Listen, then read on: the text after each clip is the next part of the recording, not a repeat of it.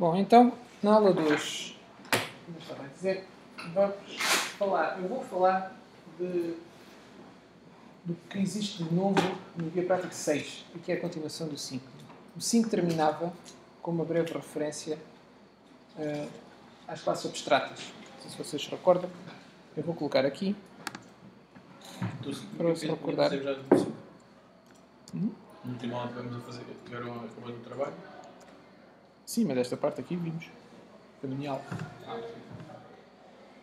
Nesta parte aqui, isto termina assim o Guia Prático 5, digamos que é isto que é suposto implementar-se, fazer estas classes todas que aqui estão, e as cores com que elas estão pretendem dizer que elas, na verdade, devem ser transformadas depois, numa tarefa posterior, algumas delas em classes abstratas.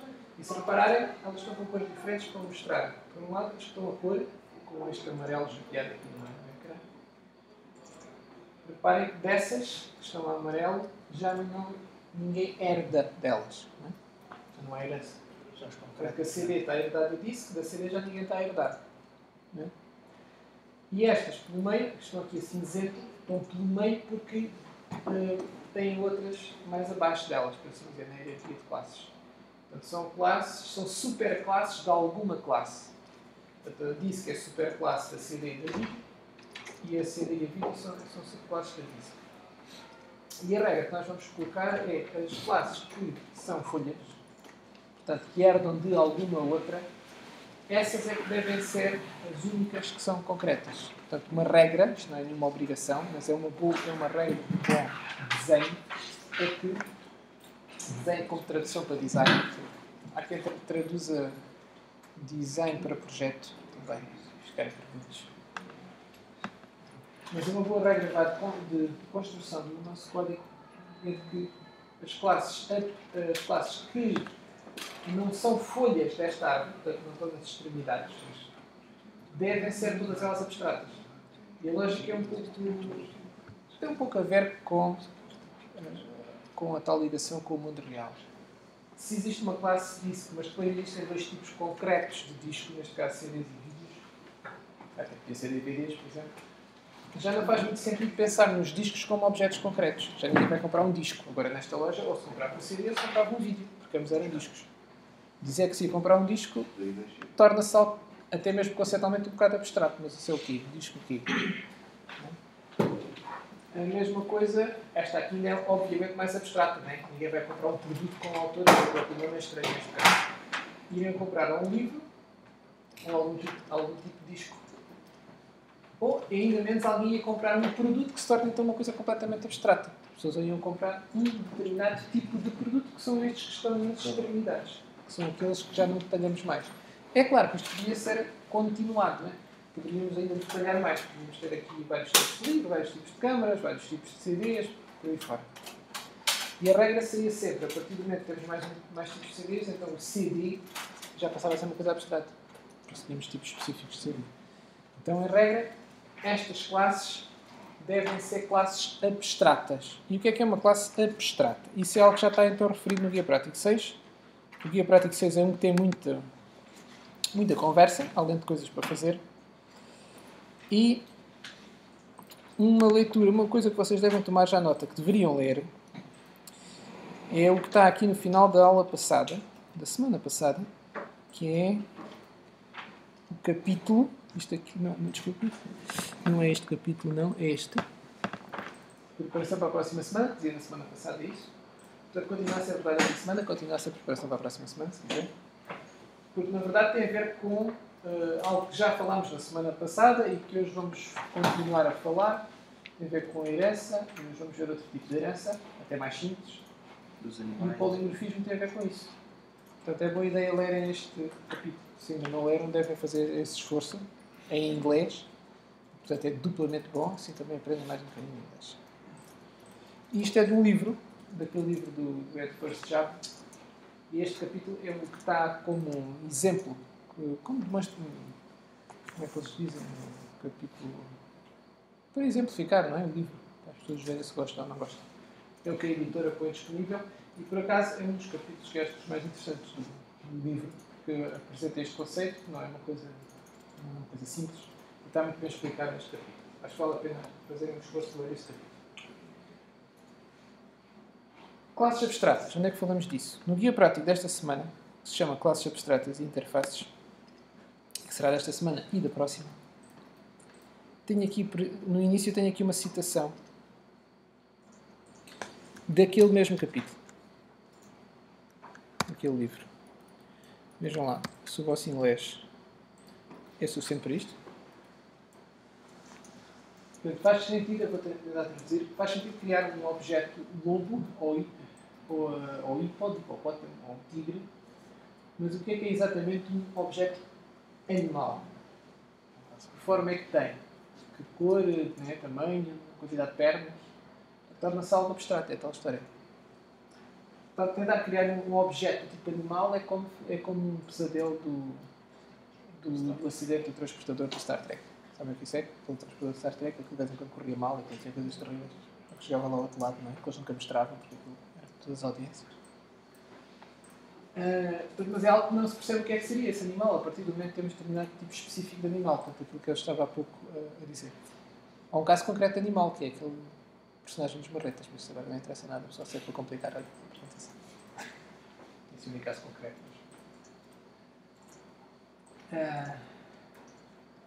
E pronto, basicamente é isso que eles dizem aqui. Depois o resto é uma continuação, é mais uma frase sobre o Star Trek. Mas a ideia base é esta. A partir do momento que temos objetos de tipos mais específicos, os tipos mais gerais têm tendência para parecer abstratos. E depois, nas linguagens orientadas para objetos, normalmente podemos mesmo dizer que aquele tipo é um tipo abstrato. E o que é que isto significa? Dizer que é abstrato. O que significa realmente e fundamentalmente, depois tem algumas consequências, mas o significado fundamental é que não podemos criar objetos de um tipo abstrato. Se é abstrato, não pode haver objetos que o iriam concretizar. Portanto, não podemos fazer, neste exemplo que eles aqui têm, sendo animal uma classe abstrata, não poderíamos fazer new animal.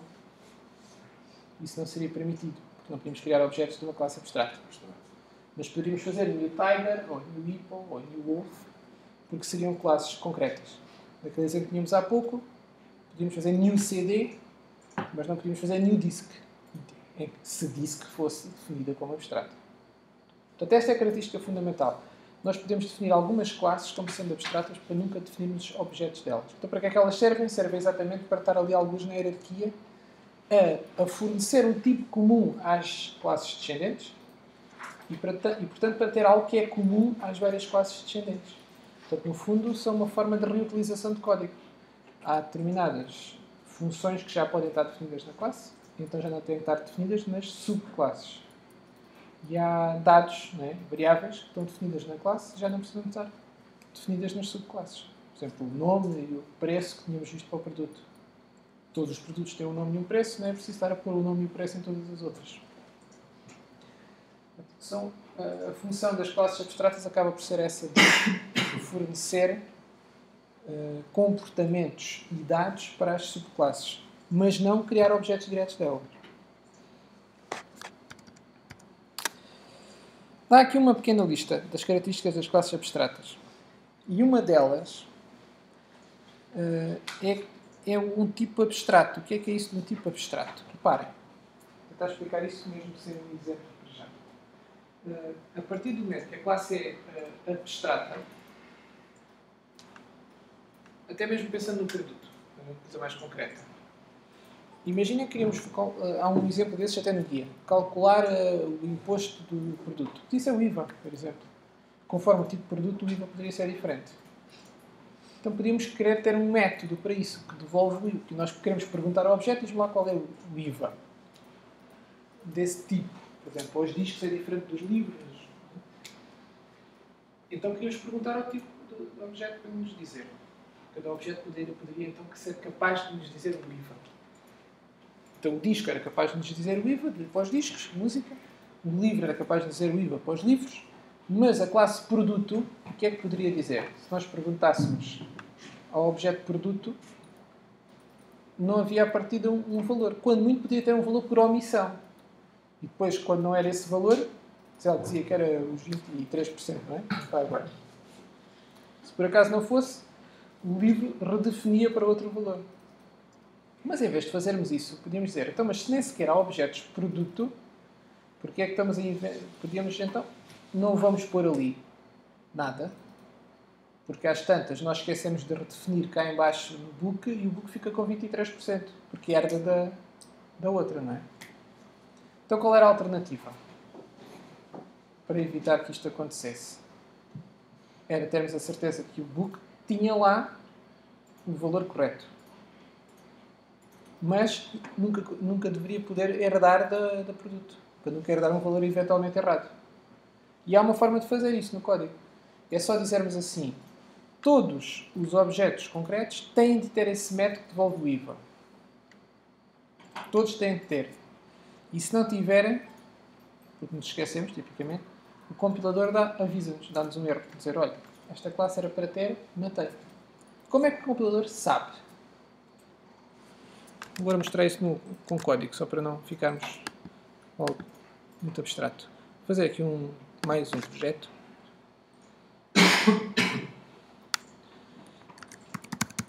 Vou fazer aqui um store 3.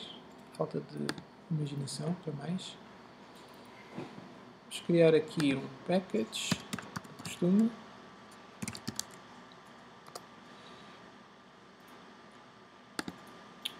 Package ou uma classe. E podíamos ter então a nossa classe product. E esta nossa classe product, já vimos que tem... Pronto, tem cá o nome, não é? Aquelas coisas que todos tinham. E tinha também private price. Vou fazer quanto aqui é o inteiro. Isto que eu estava aqui a falar era calcular o IVA, não é? Então, o produto estávamos a falar que poderia não ter, mas uma classe que herdasse de produto, vamos inventar aqui uma. Lá naquela hierarquia está mais complicado, mas eu vou pôr aqui uma... Não, está lá uma que herda diretamente, pronto, para não ficar diferente, que era a game. Game também é um produto. Como é que dizemos que a game é um... lá, agora criei um projeto, calma, não era nada disto que a gente queria. Vamos lá apagar isto, não faz falta. É assim. É assim. Não, está aqui, sim. Isto não faz falta nenhuma. O que eu queria criar era aqui uma classe, não é projeto nenhum. Criar classe game. Como é que dizemos que herda de product? Podemos dizer por aqui, embora também não desse muito trabalho escrever lá diretamente. Não é? Pronto. E agora aqui podíamos ter o tal método que devolve o IVA. Public... até podia ser um real, ou podia ser um inteiro se pensássemos que vinha em porcentagem. Vamos pôr aqui um real, um inteiro só para não complicar. Get IVA. Isto é metade português, metade inglês, mas precisa. Pronto, e podíamos ter aqui um return. Os jogos devem pagar 23, com certeza. Algo muito simples.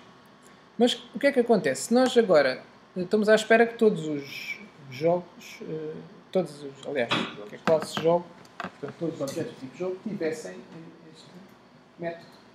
Mas se tínhamos aqui dois problemas. Por um lado, poderíamos não o ter colocado aqui. Né? Podíamos ter esquecido. Havia outras classes que também eram produtos que tinham e este por acaso não tinha. E há outra coisa pior, é que se agora fosse do tipo produto, nós não tínhamos ainda definido aqui na classe produto, não é? Portanto, tínhamos que definir também aqui. Mas agora se vamos definir aqui, temos o tal problema. Até agora qual é o IVA de um produto? A única hipótese é colocarmos um valor que funcionaria como por omissão. Se não definisse, era este. Bem, então podíamos pensar assim, está bem, então vamos pôr o 23, se calhar, agora é quase da 23. Punhamos o 23, que se calhar era o mais frequente na loja. Também dependia um bocadinho do tipo de loja, não é? Mas podíamos pensar, pronto, então vamos pôr este por omissão. E agora se definíssemos outra classe, naquela nossa hierarquia que vimos há pouco, havia lá outra, não era? Aqui no Guia Prático 5, já não me lembro, deixa-me lá ver. Estava aqui outra que era o Camera, que também herdava diretamente o produto, que é para não estarmos aqui a definir estas classes todas. Então vamos definir aqui outra classe, Camera, que herda de product.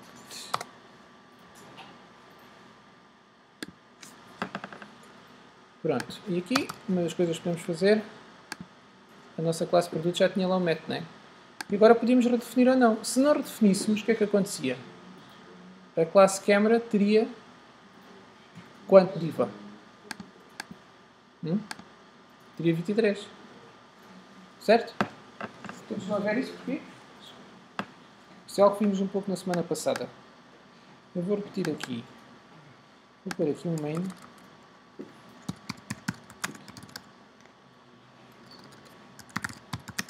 O main tem esta conversa toda, né? Public static void main. String args. Ups. Portanto, se nós definíssemos aqui um product P, que na verdade é uma câmara, e agora pedíssemos, vamos fazer aqui uns prints só para propósitos ilustrativos só,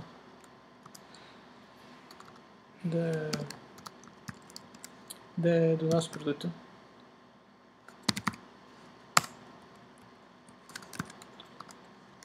Para quanto é que, reparem, isto não está a dar erros, quanto é que ele ia escrever?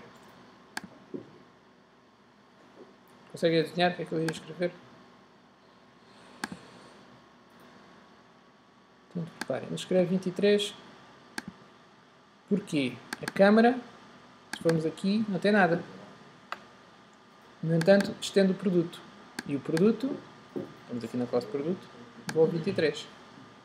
Então, qual é o risco disto? Se por acaso a câmara até de 23, não é uma câmara a partir, não sei se já para alguma câmara mais estranha, mas foi uma câmara fotográfica, uma câmara de vídeo, uma coisa dessas, de facto até é 23. Mas até, imaginem que era outra coisa qualquer, que até não era 23. Nós estávamos automaticamente a ficar com 23. Isto, de certa forma, é um risco, ou seja, deixar algo por omissão e confiar num automatismo, de certa forma, porque nós não dissemos nada, ele considera que é 23, poderia ser algo, ter aqui alguma componente de risco, de ser simplesmente esquecimento e, afinal, até queríamos um IVA diferente. Então, o mais seguro era a linguagem verificar que realmente não definimos. Ou seja, tínhamos de ter uma solução assim. Não definimos na classe produto. Tínhamos de ter pensar assim. Bem, não define a classe produto.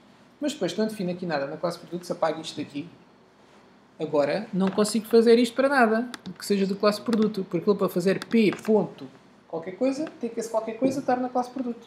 Tinha que criar camera P. Criar? Um objeto do tipo câmera.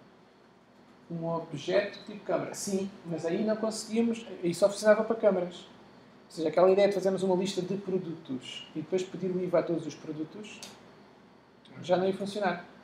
Portanto, a gente quer que ao mesmo tempo funcione a nível de produto e a nível dos objetos específicos. Que é para podermos fazer uma lista de produtos e depois perguntar a todos os produtos o seu IVA. Se tirarmos ali o IVA, já não podemos fazer isso. Por outro lado, pôr ali um valor tem este problema. Fica ali aquele valor no automático e pode não ser aquele valor que queremos. É possível resolver esta situação. E vejam, porque é que este valor pode não fazer sentido? Porque, na verdade, a classe Product não é bem uma classe como as outras. Não é concreta, não corresponde. Não há nenhuma coisa que seja um produto. Isso é uma coisa abstrata. E então, como não há nenhuma coisa que é um produto, a gente pôr ali 23 só faria sentido se fosse tudo produtos e tudo igual. Como nós tínhamos até inicialmente na Dispenser, as primeiras versões. Não havia problema, era tudo igual, era sempre o mesmo produto. Então teria sempre o mesmo IVA e não havia aqui problema nenhum. Agora, a partir do momento que temos os tais produtos específicos, é muito preferível, então, cada produto específico, cada tipo de produto específico, ele próprio é que nos vai dar essa informação. Agora, o que nós sabemos é que, por ser produto, deve ser capaz de nos dizer o IVA. Mas não sabemos qual é quando estamos na classe produto. Só quando estamos na classe específica é que sabemos qual é o IVA. Então, para já, esta classe pode passar à abstrata. E isto não tem aqui nenhuma consequência especial, porque nós aqui não estamos a criar nenhum produto. Já se aqui, agora, se tentássemos criar, ele já se queixa, porque estamos a tentar criar um objeto de uma classe abstrata. E ele diz, não pode instanciar o tipo de produto. Instanciar é criar uma instância, que é criar um objeto. Portanto, não podemos criar um objeto da classe produto, não é?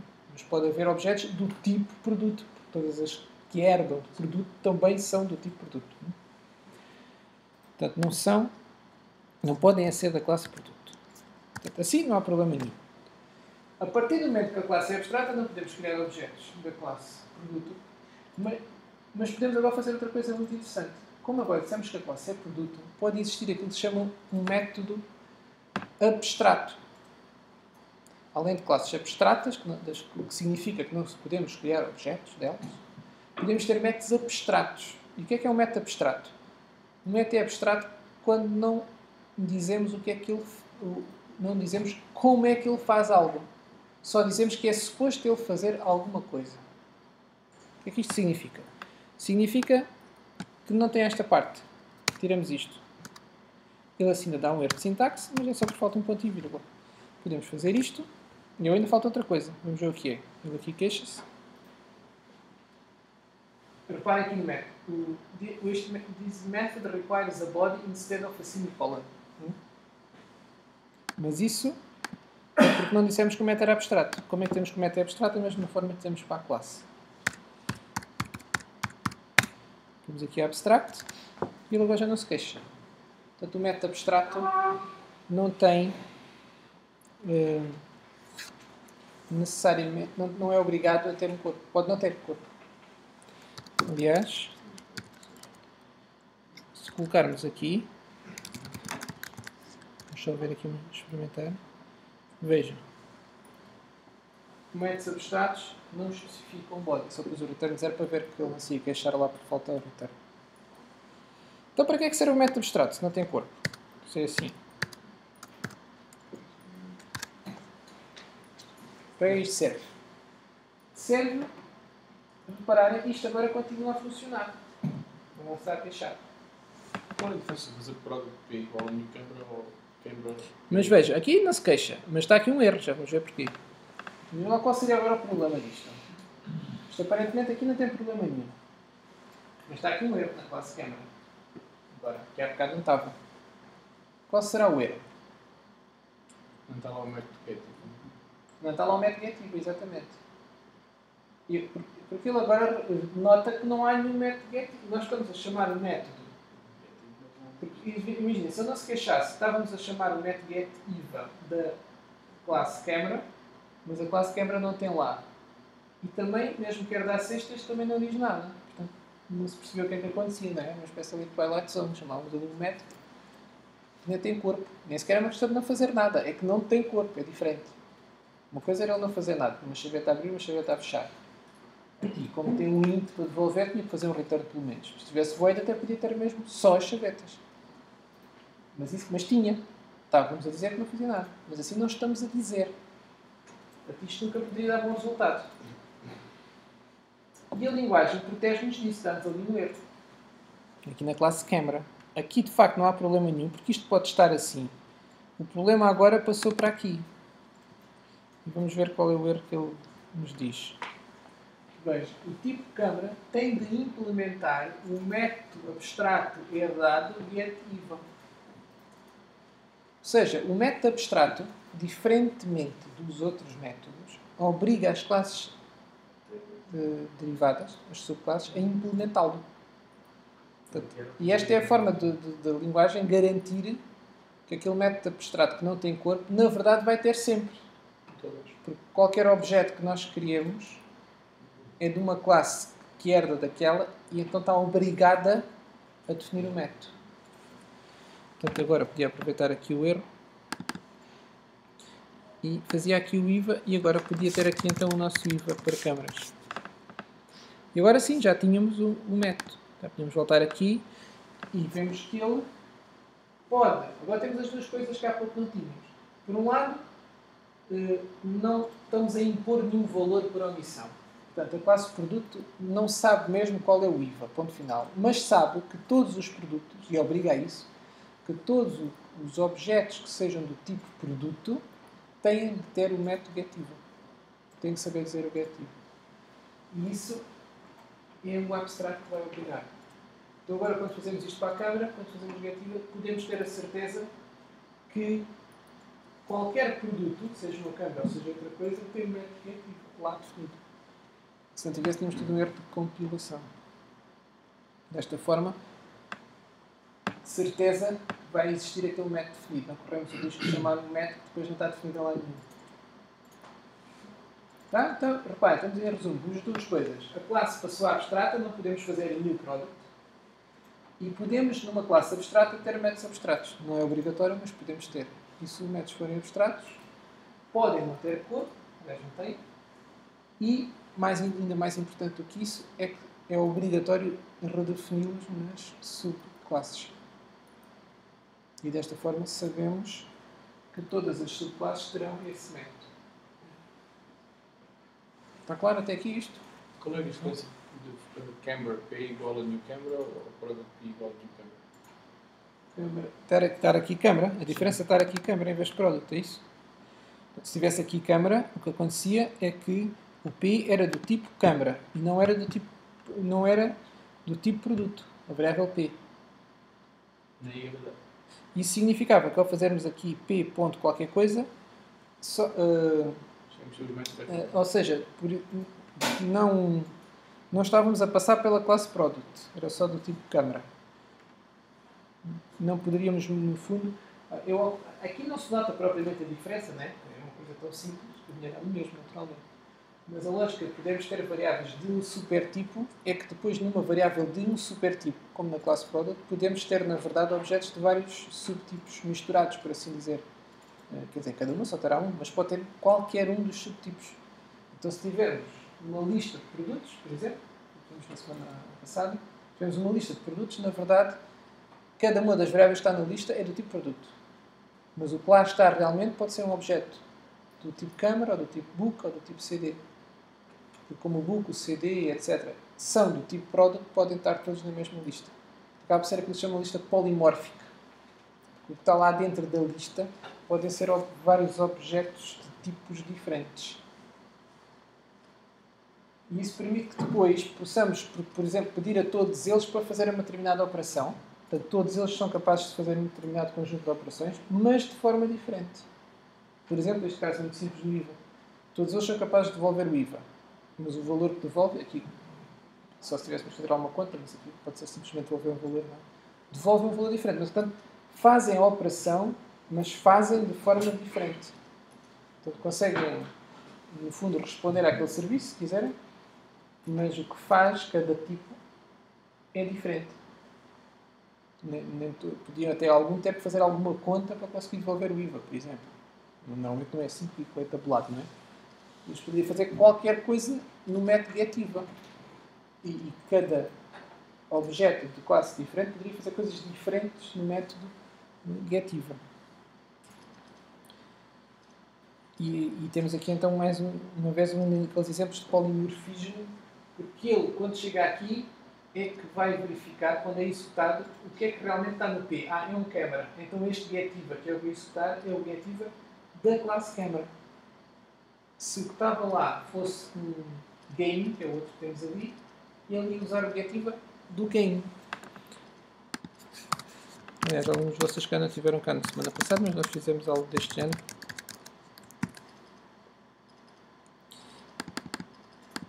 Se chegássemos aqui e colocássemos...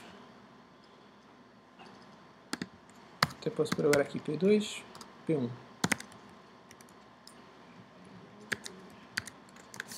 O que é que ia acontecer? Na game, agora o game ainda por cima, o game e o camera acabam por ser duas coisas de 23. Mas faz conta que já tínhamos aí algum verbo que gostava muito de jogos e baixava para... Não vai baixar, não vai baixar, não é? Vamos aumentava para 25, é mais realista. Não é?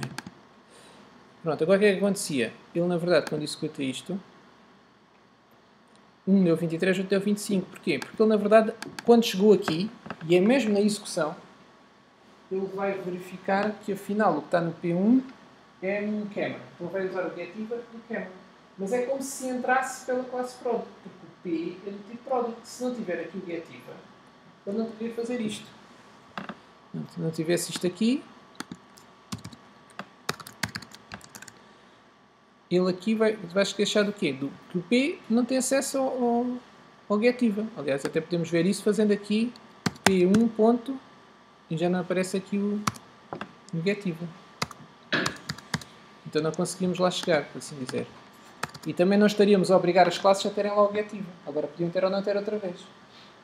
Ao fazer isto, obrigamos todas as subclasses a ter esse método. Está claro até aqui? Uma classe abstrata não tem nada de extraordinário. Não é? Acaba por ser até uma coisa, de certa forma, mais simples que uma classe das outras. Porque, normalmente, a tendência será para ter mais métodos abstratos. Embora também possa ter dos outros, como forma de serem herdados, como já vimos. Se fizer sentido ter uma implementação por omissão, então podemos defini-la na classe abstrata, as outras não definem e colocam. Normalmente este mecanismo dos métodos abstratos é mais seguro. Sendo definido como abstrato. Porque não corre sempre dentro das outras. Sim. Isto acaba por ser mais seguro, porque nos obriga a ser explícitos. Não confiamos no automatismo, que às tantas podia ser apenas resultado de nos termos esquecido de definir o método. Não definimos o método lá em baixo, ele é verdade, pronto, não se notava. Mas poderia estar a fazer mal. Desta forma temos de indicar para cada um o que é para fazer. Chegados aqui, as classes abstratas são, no fundo, isto. Não é? Não podemos definir objetos e podem ter estes métodos abstratos. Há um caso extremo de classe abstrata, que é... Você para o que é um método abstrato? O método abstrato é apenas... Não faz nada. Só diz que os outros têm de o definir. Então é como que as classes que herdam da classe product herdam, se o senhor, o name e o price, não é? Herdam eventualmente outros métodos que existam, mas nestes casos dos métodos abstratos, eles não herdam apenas uma obrigação de definir aquele método. Porque o método não faz nada. Herdam é a obrigação de definir aquele método. Tem que ter lá aquele método definido. Para poderem ser produtos. Porque todos os produtos, nós estamos aqui a dizer, é que todos os produtos têm um nome e um preço e têm que ter este método definido. Pronto, toda a gente quer ser produto. Esse pode pular para outro abstrato, na classe game, por exemplo, se tivesse uma subclasse. Se game, por exemplo, imagino que a game tinha uma subclasse ainda de Sim, poderia ter. games. Poderia ter um pular para o outro e obrigar o outro a ter. A game poderia ter, sim. Poderíamos ter vários tipos de game, por exemplo. Exatamente. E herdarem de game. E, nesse caso, já fazia sentido a game ser abstrata. Reparem, nesse caso, o que faria sentido era, provavelmente, poderíamos pensar então, a game já não vai ter o método abstrato definido. O que quer dizer que, para não ter, tinha também de ser abstrata. Porque, se repararem, o método, para ter um método abstrato, a classe tem de ser abstrata. E então, se nós herdássemos, se a game passasse a ser abstrata, já não tinha a obrigação de definir o método. Porque quem é obrigado a definir mesmo o método são as classes que não são abstratas. Mas tinha que o enviar assim, tinha que... Mas passava a obrigação para as de baixo. Tinha que ter a mesma linha que está aí. Não precisava de ter. Era automático. Mas podemos experimentar. Portanto, a questão era esta. New, por exemplo... vamos chamar Adventure Game, que herda da classe Game.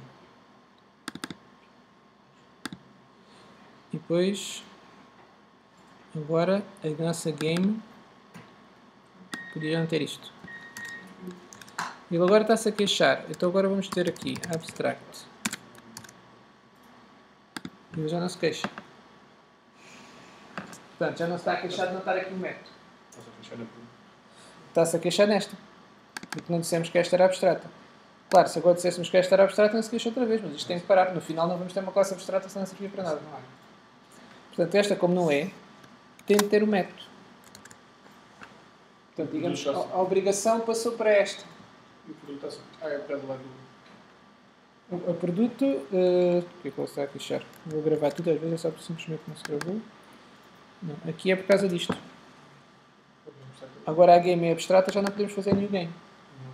E até podemos ver aqui o erro que ele diz. Não podemos instanciar o new game. Porquê? Porque o game agora era abstrato. Então agora aqui tínhamos que pôr o Adventure Game. Pronto, o Adventure Game já podemos. Isto agora faz exatamente o mesmo que fazia há bocado, mas agora para o Adventure Game. que é agora a nossa classe não abstrata, portanto, a nossa classe concreta, da qual podemos criar objetos. Veja, curiosamente, a variável pode ser do tipo game, porque o adventure game é um game. Mas, mais interessante do que isso, era mesmo continuar a ser do tipo product. Porque o adventure game também é um produto, porque a herança é transitivo, não é? Um conceito também da matemática. Portanto, se o adventure game é um game e um game é um product, o adventure game é um product. Bem, de forma indireta. Tá? Portanto, o que é agora aqui mais para acrescentar? Há uma outra coisa mais simples até que uma classe abstrata. Nós podemos levar isto das classes abstratas a um extremo em que a classe abstrata, às tantas, não tem sequer variáveis. Podíamos chegar a um ponto em que não faz sentido isto todos os produtos terem nome e preço. Cada produto vai ter que ter características diferentes. Nem todos têm nome e preço. Sei lá, podia haver lá produtos que não fazia sentido falarmos em preço, ou que em vez de nome podíamos chamar outra coisa, e não tínhamos sequer variáveis. Então, se não tivéssemos ali aquelas variáveis, no fundo a nossa classe product transformava-se apenas numa lista, neste caso só de um até, de um método abstrato. E ativa. Vejam que o main não tem nada a ver com a classe product, tá? Nunca se esqueçam disso. O main podia estar no outro lado qualquer, mas que fosse uma classe, estava no outro sítio. Portanto, se não tivesse as variáveis, name e price só tinha um método para implementar. Então esse método era simplesmente a tal obrigação dos outros implementarem o método. E até podia ter mais. Podíamos ir por essa lógica e até acrescentar ali outros métodos que todos os produtos tinham que ter, para todos os produtos tinham que disponibilizar aquele serviço, se quiserem, executar aquela operação. E aqui a classe product simplesmente dizia quais. Portanto, tinha aqui uma lista de métodos abstratos. Se fosse esse o caso, a classe produto transforma-se numa lista de métodos. E se repararem, estes métodos são públicos. Normalmente. Se forem todos eles, estes métodos forem públicos, estamos apenas a dizer que aquelas outras classes têm que ter aqueles serviços para o exterior. Este conjunto de métodos públicos, aliás, isto é geral para todas as classes, o conjunto de métodos públicos de uma classe, como é que se chama? Lembram-se? Eu já tinha visto isso assim, de passagem. É mais um outro significado para uma palavra usada em muitos contextos diferentes. O conjunto dos métodos públicos da classe é o conjunto de operações que os objetos podem executar. Ou, se quiserem, de serviços que os objetos disponibilizam. Nós podemos pedir aos objetos para eles fazerem. São métodos que nós podemos chamar de fora. Portanto, são coisas que podemos pedir aos objetos para eles fazerem. Então, esse conjunto de métodos públicos que nós podemos utilizar para pedir coisas aos objetos, ao conjunto deles chamamos de interface do objeto, ou às vezes até dizemos da classe. Embora em rigor seja a interface dos objetos, ou de cada objeto daquela classe. Eu às vezes faço aquela analogia com o comando da televisão, o comando da distância do televisor, em que os botões que lá estão são as operações que o comando faz. E como nós podemos executá-los, né, carregando os botões, são públicos. Né? Então tem a interface, aquilo é a nossa interface para o televisor. É o que nós podemos pedir ao televisor para ele fazer, mudar de canal, subir o volume, etc. Portanto, é também uma interface. É a nossa interface para o televisor. E aqui, em termos das classes dos objetos, os métodos públicos são aqueles que são visíveis cá de fora, portanto, são esses de interface do objeto. Então, se nós tivermos uma classe abstrata que só tenha métodos abstratos, só tem interface. É uma classe que só tem interface, mas que nem sequer tem a definição dos métodos. E este conceito é tão útil, digamos assim, que existe uma forma de dizer isso na linguagem Java. Em vez de termos uma classe abstrata, que depois não tem mais nada, só tem public abstract, vários métodos, podemos ter temos um outro nome para isso. Em vez de ser uma classe abstrata, dizemos, nesses casos, que só tem métodos, nesse que tem variáveis. Lembra-se que uma classe normal é ter atributos e métodos. Se por acaso só tem métodos e nem sequer os define, porque no fundo só está a definir uma lista de métodos que os outros que vão herdar dela têm de definir, é só uma lista de nomes de métodos. Mas nada. coisa o mais simples possível. Neste caso, usamos uma outra palavra que é mesmo interface. Dizemos que isso é uma interface. Já não dizemos que é uma classe, embora pudéssemos dizer que era uma classe abstrata só começa abstrato. Não, dizemos que é uma interface.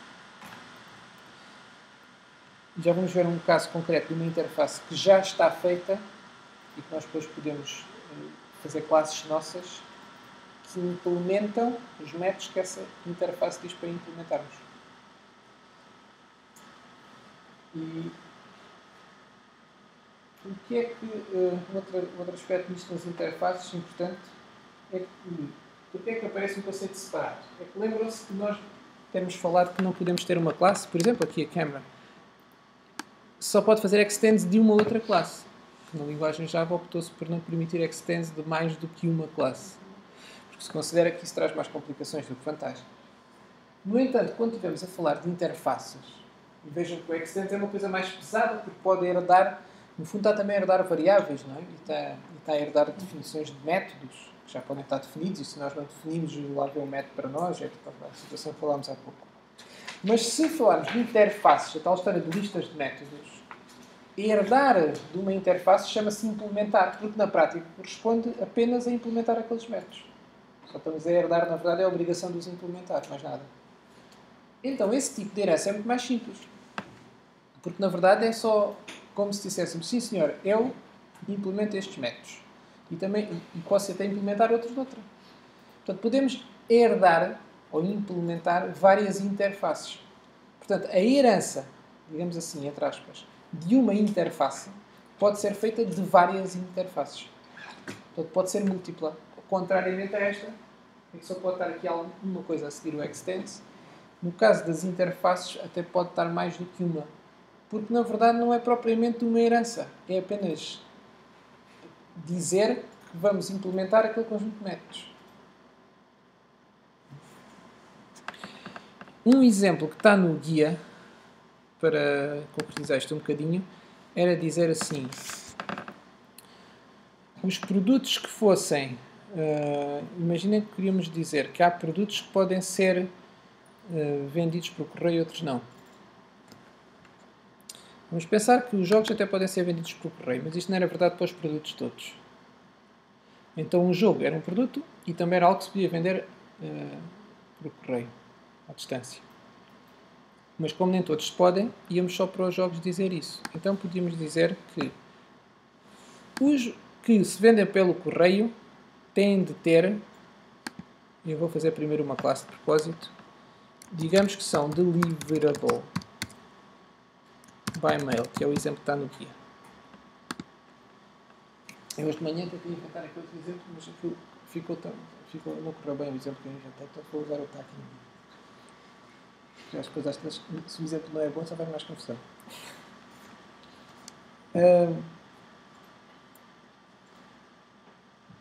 Bem, eu disse aqui super classe, mas esta nossa classe, a ideia não é ter nenhuma super classe. Pronto, é mesmo deliver by mail, ponto final. E vamos pensar que se fosse uma classe abstrata, só para fazer aqui a ponte, depois vamos transformar isto em interface, teria um método que devolvia o custo, que é o delivery cost. Se bem me lembro, é este nome que está no guia também. Mas nós não sabemos o delivery cost assim, a seco, digamos assim. Agora, o delivery cost do quê? Não, a gente vai dizer apenas isto. Um objeto que seja para vender por correio tem que saber dizer o preço da entrega, não é? Dos portes. Então, digo só isto, pronto. Agora quem quiser ser deliverable by mail tem que implementar aquele método.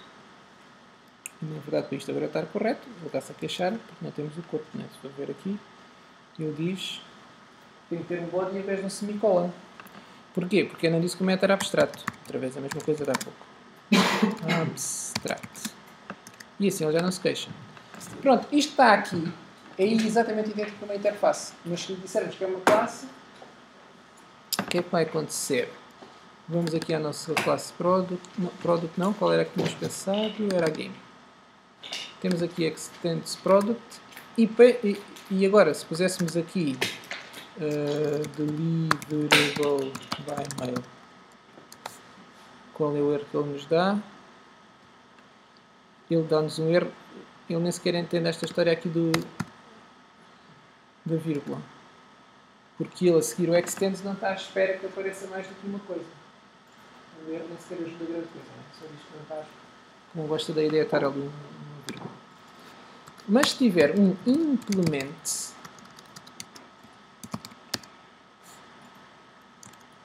já vai ser possível. Agora só não é possível porque não pode ser uma super interface of game a super interface must be an interface. O que é isto de uma super interface? É tal como uma super classe. O que está aqui a seguir tem que ser uma super interface, tal como o que está aqui a seguir tem que ser uma super classe. Só porque é aquela de 10 anos, não é? É uma super classe. Esta do LibreWML tem que ser uma interface. Mas aquilo já é uma interface. A gente só não lhe chamou interface. Uma classe abstrata que só tem métodos abstratos é uma interface. Portanto, o que nós vamos fazer é isto. Em vez de dizermos que é uma classe abstrata, dizemos que é uma interface. E aqui, em vez de dizermos que é um método público abstrato, nem sequer precisamos dizer. Porque tudo o que está numa interface é necessariamente público e abstrato. Portanto, fica mais leve. Uma interface é apenas uma lista de nomes de métodos. Não é mais do que isso. E agora, a nossa classe game já pode ter aqui o implement. Ele já não se está a queixar disto. Eu vou gravar.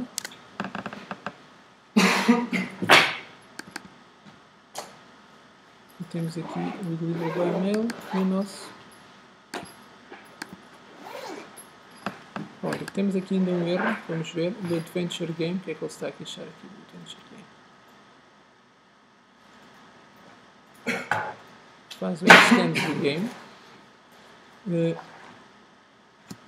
Vejam lá, porque é que ele dá este erro agora? Vejam que o erro continua a falar em métodos abstratos.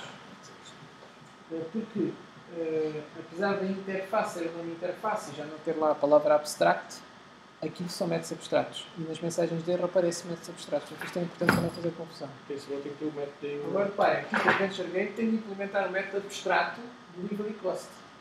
Porquê? Porquê é que este tem que implementar e não a game? Porque a game já está como abstrata. Portanto, se está como abstrata, também não é obrigado a implementar o método, tal como era há bocado. Mas a Adventure Game, que herda da game, já tem que implementar o método. É isso que ele está a queixar. Então, se agora for dizer aqui para resolver o problema, ele adiciona-me aqui o Delivery Cost. É isto que ele obriga. Tem que ter aqui o Delivery Cost. Vou fazer de conta. Ainda está aqui um valor. Até podia ser uma porcentagem do preço, né? Fazia mais sentido. Vou pôr aqui só um valor agora qualquer para não se queixar. E pronto, o nosso Adventure Game, que é uma classe que não é abstrata, já tem de implementar quer este getIva, quer o método abstrato que vinha da product, certo? Quer o que vem da deliverable by mail, porque o game também é um deliverable by mail. E, para verem que isto é mesmo um tipo, é interessante verem que este Adventure Game, agora até podíamos pôr aqui, deliverable by mail.